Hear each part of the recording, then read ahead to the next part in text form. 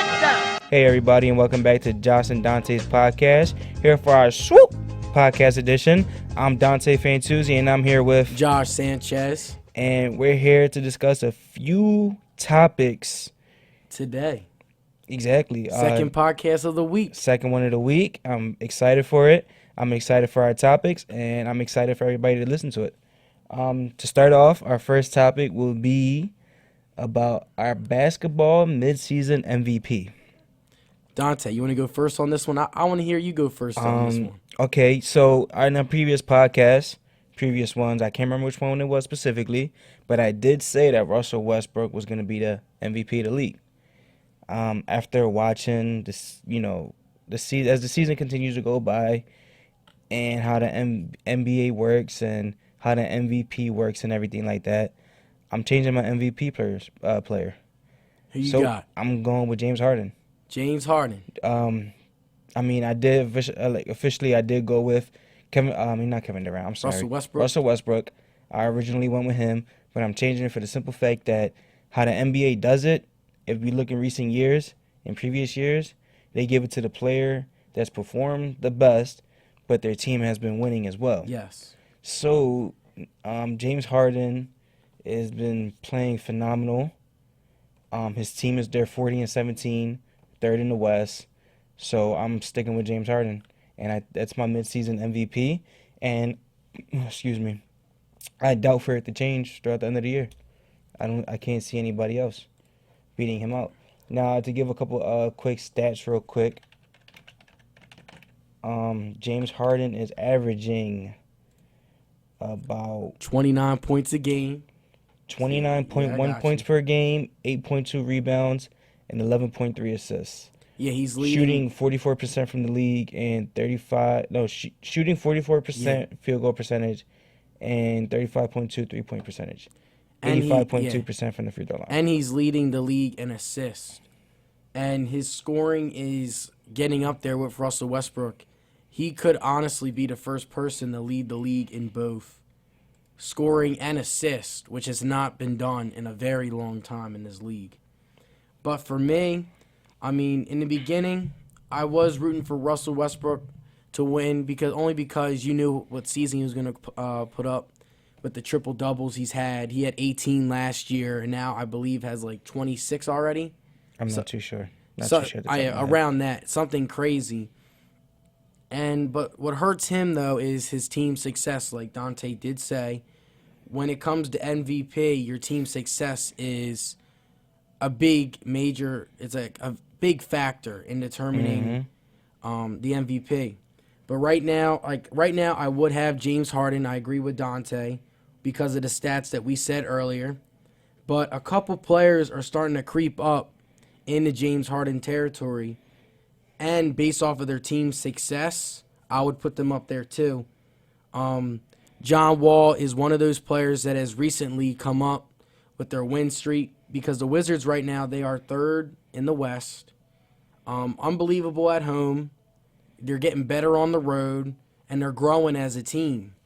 Bradley Beal is also one of those guys that's talked about that might replace Kevin Love in the All-Star game, even though I think he's not going to get it.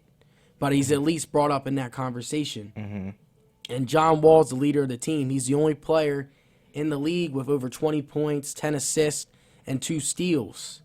The guy is a beast. And he's getting up there. You already know you have Harden, Westbrook. I'm not trying to cut you off real quick. Wall. But I'm not even putting Wall up there. Are you putting Wall before Kyrie Irving? Yeah, because John Wall is the leader of the team. Kyrie Irving, LeBron James runs that team. Kyrie Irving has just hit very clutch shots this year. That's why people are praising Kyrie Irving. Kyrie Irving is one heck of a ball player. Let's not get that out of the way. But I would put John Wall ahead of him for MVP because John Wall is the leader of the Wizards. The Wizards are the way they are today because of John Wall and his leadership that he brings on the court, which is why I bring him up in that MVP talk. But to answer the question, my MVP right now is James Harden, by far. Just for the reasons you said, his team success has been excellent. He's leading the league in assists. He is third in the league in scoring right now. You have Russell Westbrook, Isaiah Thomas, which is another guy I would put up in that discussion, but not at the top, only because of his defense. So you mean Russell to tell me Westbrook- you're putting John Wall above Kyrie Irving and Isaiah Thomas? Yeah, for his overall impact of what he's done to the team. I mean, Isaiah Thomas. Look at Isaiah Thomas' overall impact. Yeah, I He got his team second in the East. I know, but what is it? 44 wins. I know, but Isaiah Thomas defensively, MVP's all-around player. Defensively, Isaiah Thomas. Isaiah Thomas is a liability. No, it's not. No, it's not. So Steph Curry has won the MVP 2 times in a row. His defense, horrible. He led the league in steals, though. So because you lead the he league, was an average defender, so but because he you got lead the league in steals. steals, you're a good defensive player because you lead the league in steals.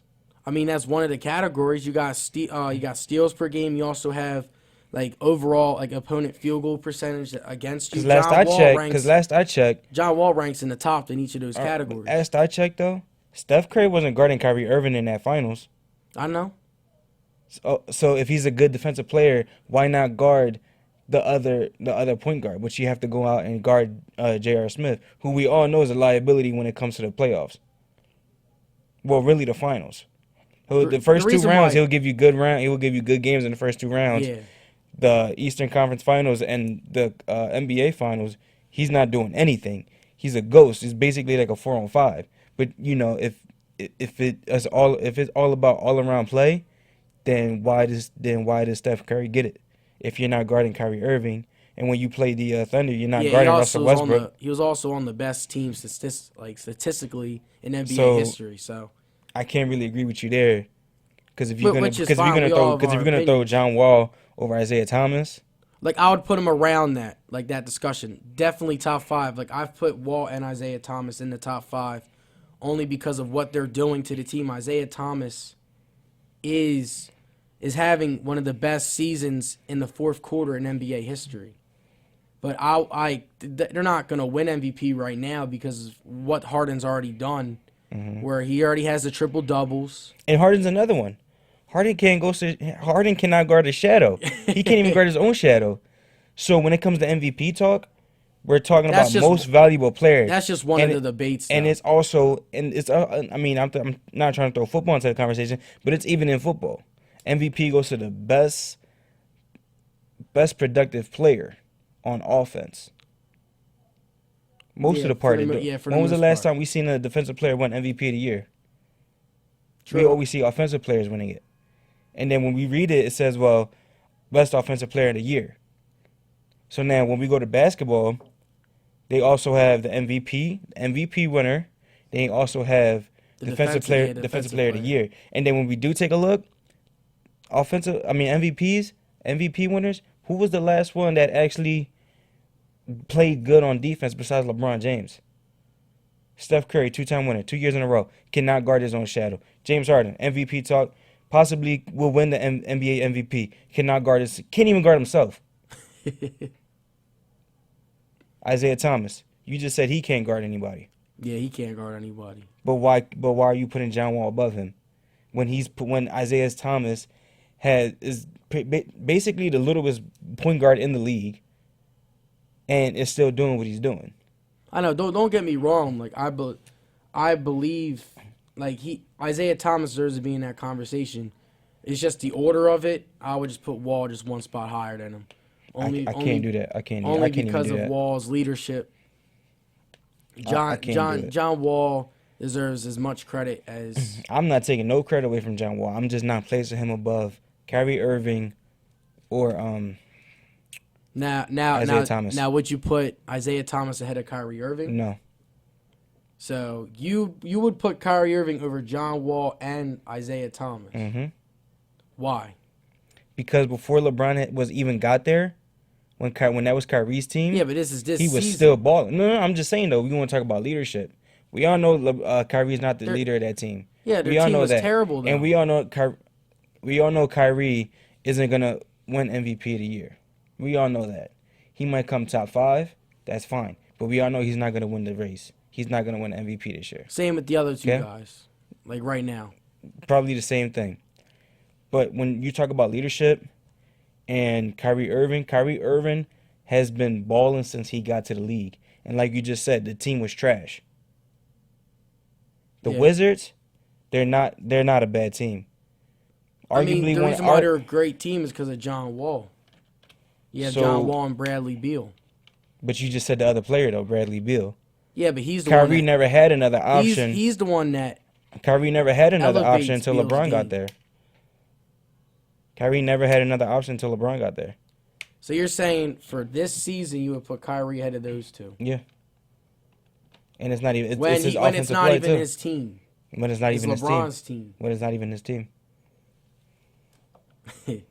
I mean, hey, we all got our opinions We definitely do, bro. at the end of the But day. listen, let me tell you why. Let me see these statisticals really quick. Harden got my MVP vote when he Harden played has my against- MVP vote too. when he went up against the Sixers and dropped 51 on us. That's All right, when so Kyrie I said Irving he's is MVP. averaging 24.4 points a game, 3.2 rebounds with 5.9 assists. which That's is Kyrie which is Irving. good, which is all-star statistics. Superstar statistics. I know You have LeBron James yeah, on your team, and he's superstar. still averaging 6 points a game. 6 assists a game, and basically, if you want to round it off, 25 points a game with LeBron James on your team. I know. Arguably the best player in the world. And John Wall has better assist numbers, better steal numbers, better defensive numbers than him. But And we're talk- and is the okay, leader of but- his team. But one thing though, That's why I'm putting him ahead of Kyrie, because Kyrie isn't the leader of the team. He's one of the leaders of the team. all right, LeBron James runs the team, he does. just like John Wall and his team. John Wall runs the So team. if you run the team, you're just automatically, MVP. Well, if you're running the team and your team is one of the top teams in the conference, yeah. And John Wall's averaging 22 if you want to round it off, 23 points per game with 4 rebounds and 11 assists if you want to round it off, Which is 11 assists a game, impressive. which is only really him on that team. He's the superstar of that team. Bradley Beal's the all-star. You get what I'm trying to say? Where it's not two superstars on one team, like Kyrie Irving and LeBron James. Yeah, I get that. There's two superstars on one. If you want to argue, there's pretty much 3 superstars on one team to really one. And when we watch Cleveland play, the ball is in LeBron's hands for most of the game until he comes out the game. When we look at the Wizards play, the ball is in John Wall's hand most of the time. Which is why I put Wall ahead of Kyrie. But he's still averaging more points. Yeah, but he's like doubling his assist total. Pretty much. Okay. Why? Because he has the ball in his hands. See, now, if you take LeBron away from the Cavaliers, what are we going to be talking about Kyrie? Probably 11 assists a game, too. Yeah. And then Kyrie would be in the MVP discussion because if you take LeBron out of the Cavaliers, He's still in MVP discussions. yeah, but not close though. He's probably top 10. Because there's other guys that deserve it more than him because he has LeBron James on his team. LeBron is in the top 5 for MVP and should be in top 5 for MVP. As well as the guys we have mentioned, Harden, Westbrook, Leonard, Kawhi Leonard. Can't forget Kawhi Leonard. Okay, top 5 according to USA Today. Excuse me. You got Top Harden. 5. Number 5 is Kevin Durant. Yeah, 4 which is makes LeBron sense. James. 3 is Kawhi. 2 is Russell. 1 is James. Yeah, and then after those 5, Isaiah Thomas or John Wall, whichever way you want to go. Now let's see if I can pull up the rest. According to Which USA is why I Today. said in the top 10. Kyrie Irving will probably be 9 or 10. For you, I get what you're saying. Kyrie Irving is a great ball player, and he deserves some credit, which is why I'll put him in the top 10.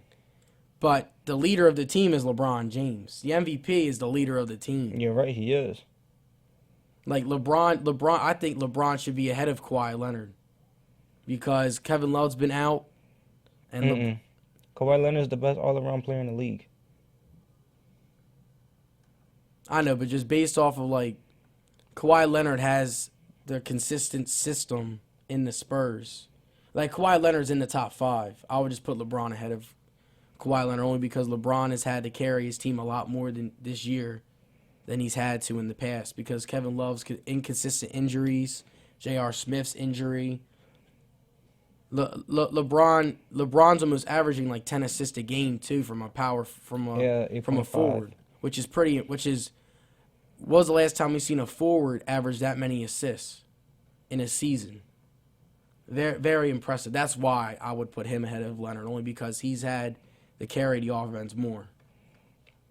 But I get what you're saying, and I respect it, because Kyrie Irving, we've seen the shot over Stephen Curry, we've seen the shot over Klay Thompson.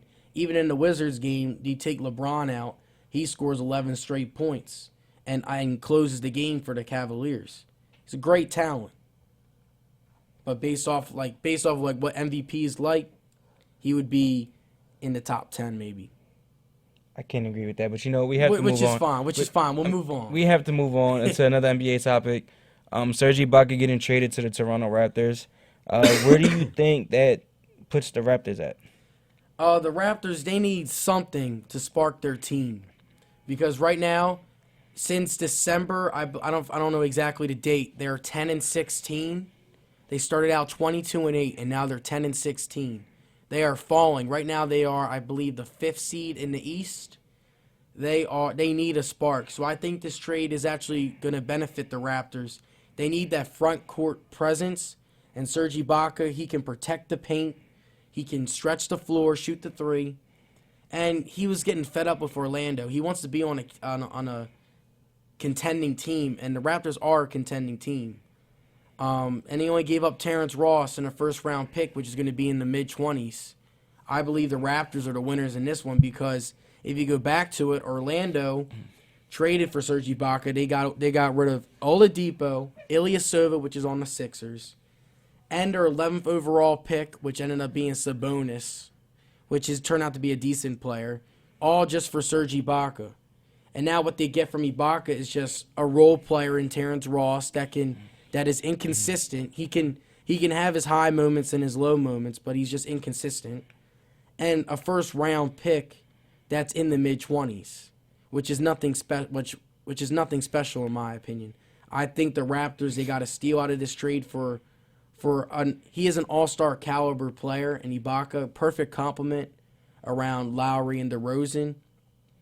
Let's just see how this will play out for the Raptors. I think that he is the one player that the Raptors need in their front court to elevate their level of play, but we'll see what happens because the Raptors, they do choke in the playoffs, so I'm not really a believer in the Toronto Raptors. What do you think, Dante? I don't think it does anything for the team. I mean, before you had Ibaka, you still have Valanciunas. You still have you had Carroll. Carroll, yeah. They're both defensive presence, and obviously Valanciunas gives you great offensive presence as well. Yeah, not really good. Not really good in the paint. Even in the paint. No, I mean for defensive wise. I mean, listen, he's still 7 foot tall. Yeah. He can still alterate shots. So either way, I think with Serge Ibaka being there, it's not going to make a difference for the Raptors, because previous years, as we can still tell, the team is either going to be run through Kyle Lowry or DeMar DeRozan. So I think with Serge Ibaka being there, I don't think it makes no difference to the team. I don't think it's going to help the team. I don't even think it's going to hurt the team. So they're just going to stay in the same exact position. They're still the Raptors to me. Mm-hmm. I don't think it does anything for them. Well, I couldn't agree with you more because we have seen the Raptors play at their very best and still struggle in the playoffs. They've had a couple seasons where they've been the 4 seed, they've been the 3 seed, and they've gotten upsetted in the first round. And last year was the only exception, but even last year, it took them 7 games to beat the Pacers when it was just one player. It was just Paul George on one side. And for the Raptors, you had Kyle Lowry, DeRozan. You had those high caliber players against just one superstar, Paul George, doing it all. And then they come into a Heat series. Again, same thing. They were heavy favorites. And the Heat, they go to 7 games too. And many of those games, a shot or two, the Raptors would have lost that series. Mm-hmm. And then the Cavs, they just went they went through Toronto. Toronto did win 2 games, but I'm not really impressed with how they play in the playoffs, especially with DeMar DeRozan. I'm gonna keep saying it. He shoots 39% from layups, dunks, mid-range jumpers. The best part of his game he struggles at in the playoffs. Mm-hmm. And until I see the Raptors get success and get to the NBA Finals, or to get a good playoff run where they actually show dominance in a series, I'm not a believer in them.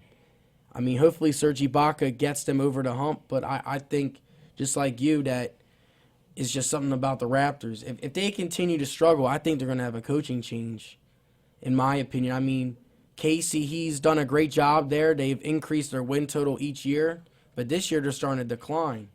And in the playoffs, they've taken big steps, but they've also taken steps back. It's been inconsistent. So maybe, like, if they continue to struggle, like if they're the 5 seed now, if they continue to lose, they might lose his job and, like, fire him, and they'll go in a different direction as a coach, like sort of like how the Wizards did with getting Scott Brooks. But that's all I have to think about with the Raptors and that whole Ibaka thing. Do you have anything else you want to talk about, Dante? With that, no, because I just, like, my opinions. They're not gonna do anything with him. They're not gonna do anything without him. So, I mean, Thank goodness for not living in Toronto. well, I hope somebody from somebody from Toronto was to hear this. Oh well. There's no helping the Raptors, and there's nothing for the Raptors. I just don't think that they're really that team that can really defeat the Cavaliers. But speaking of the Cavaliers, what are they without Kevin Love now that he's out for the next 6 weeks with the injury? What does that mean for the Cavaliers? Will it affect the team? I mean, we all know it's obviously going to affect the team, but like, the team. Where do you think, without Kevin Love being there, how do you think it impacts the team and impacts the rest of the Eastern Conference? I think, honestly, I think it makes a big difference in the Eastern Conference. I mean, you still have LeBron James, the best player in the world. The only thing is, right now LeBron can play at an elite level. My bad, but he's leading the NBA in minutes, and he's turning 33, I believe, towards the end of the season, if not next season. And sooner or later, he's going to have to take, like, a step back and play less minutes. I mean, LeBron is a generational player, but you can only play for so long. And even LeBron said it, that he's, like, doing too much. But now with Kevin Love being out, he has to continue carrying the team. Mm-hmm. And I think they'll still be 1 or 2 seed. If it all depends on how the Celtics play and the Wizards play. Because now this opens the door for them, but now can each team capitalize on it? That's the question that's going to solve. Because right now, the Wizards, they're hot right now, but they haven't really proven anything yet. Same with the Celtics. They're hot, but they haven't proved anything yet. This would be one step for them to prove that, yeah, we're legit contenders in the Eastern Conference. What do you think? Now, to piggyback off you a little bit with exactly what you said, it benefits the Celtics.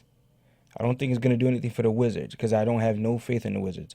I just think just because they have John Wall and Bradley Beal, their record is the way it is. Which is fine. They're third in the East, and they are 33-21. Boston is 36-19, and Cleveland is 38-16. 2.5 games back out of first place. Yeah, like it's close. But, like I just said maybe 5 minutes ago, the same name I'm going to bring back up, Kyrie Irving. I'm expecting him to step up in a huge way and take on more of a bigger role than LeBron James. Because we all know LeBron James is averaging 35 to 36 minutes. Yeah, it's crazy. And he's only 32 years old, and he's turning 33 by the end of the year or next year, like you said, to piggyback over what you said. Now, this is where I think Kyrie's going to come in and take more of a bigger role. He's still young. Yeah. He has great talent, superstar talent. And I think besides him stepping up, you're going to have more of the old heads stepping up. to take more of a leadership role. And I'm not talking LeBron. I'm talking Channing Frye and Richard Jefferson. And to add on what you're saying, J.R. Smith is expected to come back in March too. So they'll have another piece. Honestly, yes, this injury to Kevin Love is gonna hurt the Cavaliers, but then again, it's also helping the Cavaliers. Because if you think about it, they're getting the injuries done and out the way with now. Because obviously, you're gonna need J.R. Smith and you're gonna need Kevin Love to get back to where they got last year. Obviously, they're gonna need them. That's obvious.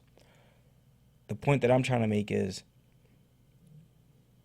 it's rather better for them to get injured now and heal up and be prepared for that playoff time than for them to be healthy now and then get injured in the playoffs.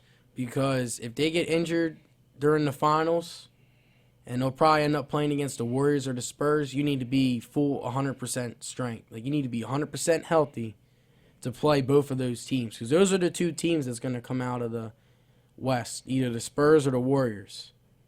Mm-hmm. And you cannot have any injuries to play against them. Because you know the Warriors, they have their 4 stars. You know the Spurs and their system, 20 years of excellence, which is an NBA record. Anything else you want to talk about with basketball, or do you want to move on to our next topic? No, we can move on to our next topic. Okay, yeah, I'll introduce it. I got you. Recently with the NFL, you know how free agency is starting to pick up now. We have a couple quarterbacks on the trade discussion. You know, Tony Romo, but recently it's been Jimmy Garoppolo. Apparently the Bears or the Browns too. Yeah, the Bears are one of the teams too. But apparently New England will give up Jimmy Garoppolo for a first-round pick. No, the number 1 pick if it went to the Browns. The number 1 pick to the Browns. So how do you go from winning the Super Bowl to potentially having the number 1 pick? I believe. What do you think about that? About them potentially having the number 1 pick? Well, like, if you're Cleveland, do you accept that trade or do you decline the trade? I decline the trade. Oh, of course. That's ridiculous. And it's not only for the simple fact of Jimmy Garoppolo. It's for the simple fact the chances that Cleveland has had. Okay, let me just sum it up. Previous years, they've had top 3 picks. They missed out on. Last year was Carson Wentz they missed out on. Previous time, Julio Jones. Yes. Those are, Carson Wentz is, still he's still progressing. He's still developing. We don't. But he's we pretty much have the force. There's this hope that we have for him, but we all know where Julio Jones is. Oh yeah, just look at the Super Bowl. You missed out on Julio Jones. You missed out on Carson Wentz. Why trade that pick again when we seen how it worked out the last 2 times? Look where you've gotten. Nowhere. And still basically nowhere. Yeah, they've been in the gutter in football for almost over 10 years. For as great the Patriots run has been, the Browns' run has been awful. No, I'm not taking the trade. It'll be, if, Cleveland was to, I wouldn't mind seeing, it'll be a good trade for the right, pieces. Now, I'm not, listen, I was watching film earlier on Jimmy Garoppolo before we brought up this topic. Jimmy Garoppolo, after watching what he's done the first 2 games, when he had the first 2 games of the season, he played great. He did play great. But it's New England's system too. You also got to think of that as a consideration. Like Brock Osweiler, he looked good with the Broncos. Like they upset in New England with Brock Osweiler as their quarterback. The Texans take a shot on Brock Osweiler, and now look where they're turning out. Brock Osweiler is the reason why the Texans aren't talking about a championship run. I can't agree with you with that one. It's not because of New England's system. Based off like what I've seen recently about free agent quarterbacks, I wouldn't take a chance on Garoppolo. But he's not going to be a free agent quarterback. They're going to trade. But the difference that I see between the two, trade for quarterbacks. That's what I meant. My fault. The difference that I see between the two, I think Garoppolo is a gunslinger. The only problem there's two things that after watching the film that I've seen with Garoppolo, that's his deep ball consistency. I mean his deep ball accuracy, and his consistency. Period. I was watching the film against the Miami Dolphins. He started out 10 for 11. Then he goes 5 for 11. Cool, not a problem. That's 15 to 22. Okay, Yeah, that's a decent not bad. game. Yeah. I really think he had 2 touchdowns thrown for that in the first half. The problem that I seen with Garoppolo, like I said, I'm gonna say it again, his consistency, and you can see it happening when the pocket breaks down. You have 2 plays, the pocket broke down, he went out and made a play. He moved around. When the defensive ends rush up, you have that hole right there in the middle. 2 plays, he took advantage of that. Boom, 15-yard play to Danny Amendola. Boom, 7-yard play to Julian Edelman. Yeah. But there was also times when the pocket collapsed on him.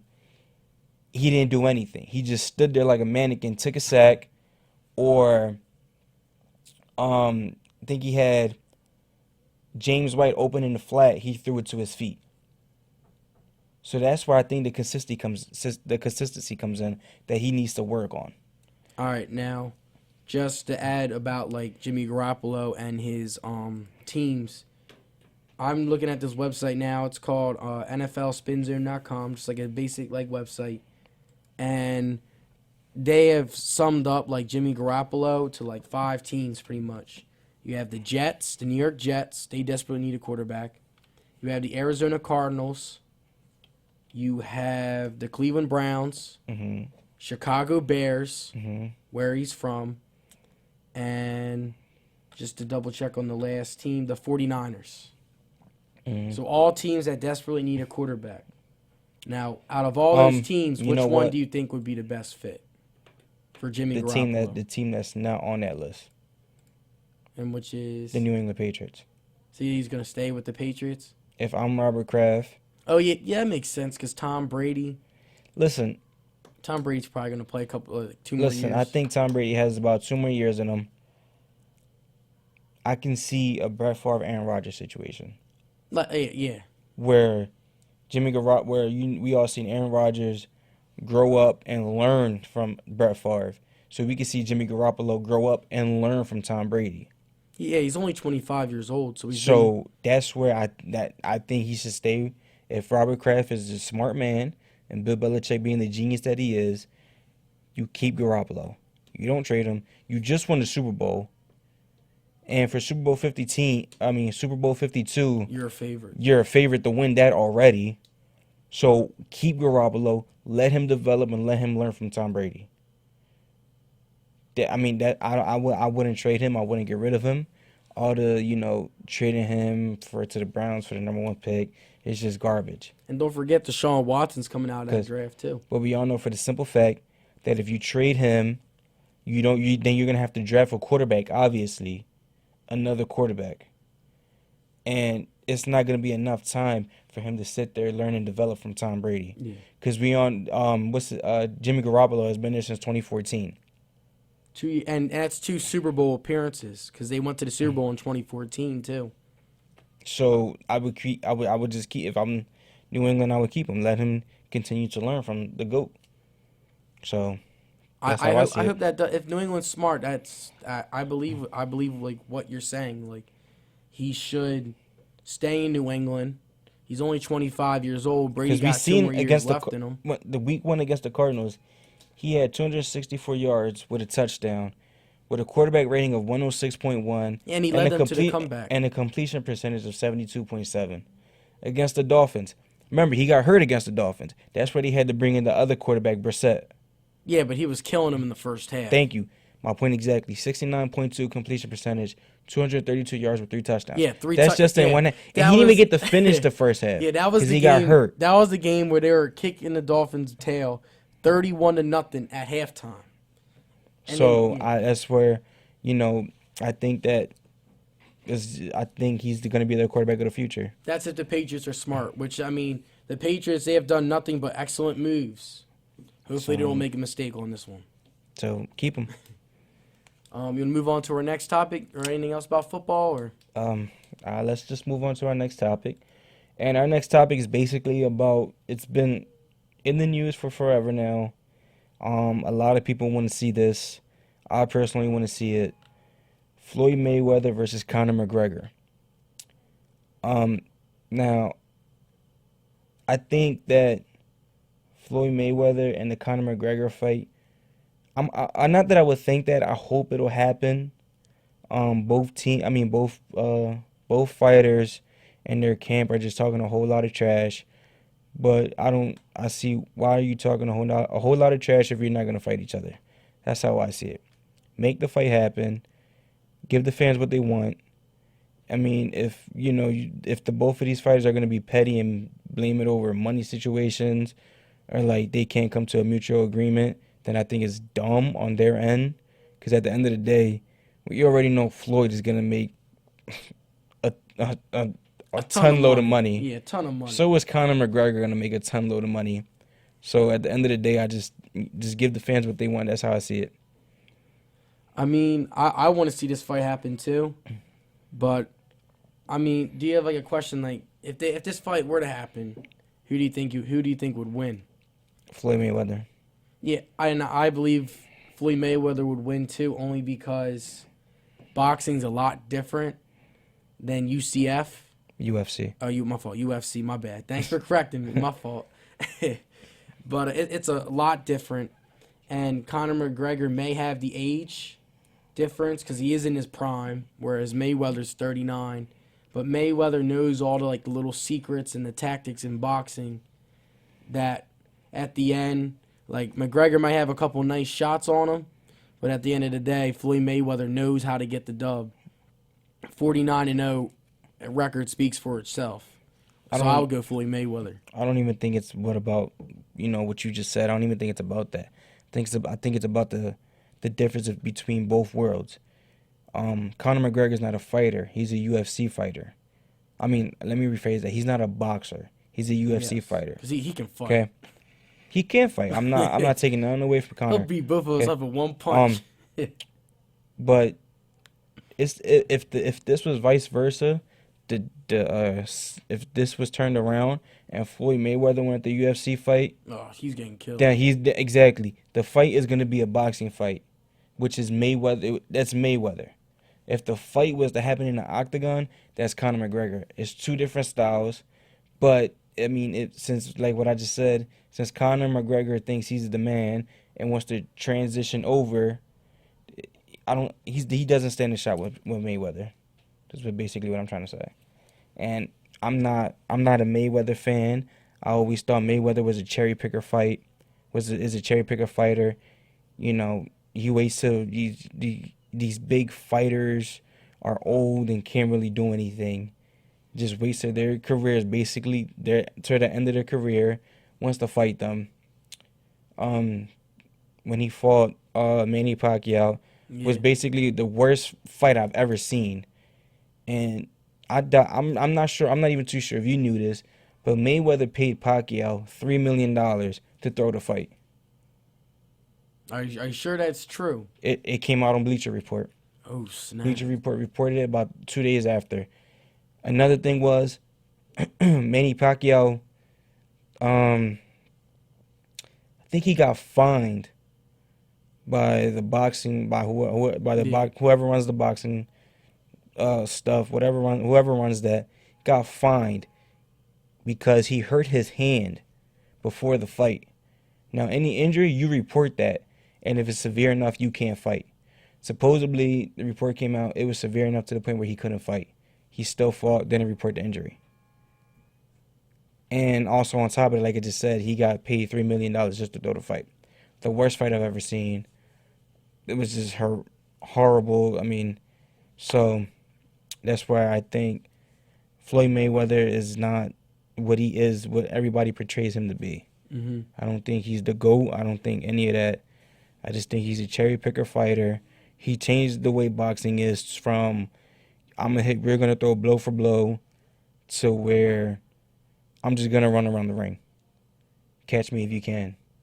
Yeah. So I was never a big fan of Floyd Mayweather, But the reason why I'm gonna rock out, I would choose him over Conor McGregor, is because it's a boxing fight, not a UFC fight. Anything else you want to talk about, or do you want to wrap this up? I'm ready to wrap this up. I mean, we talked about our topics for the day. Yep. Thank you for checking out our podcast. Like and subscribe. Show family, friends, and spread the word. Me and Dante, second podcast of the week, working our butts off. And this is Josh and Dante signing off. Swoop! Swoop!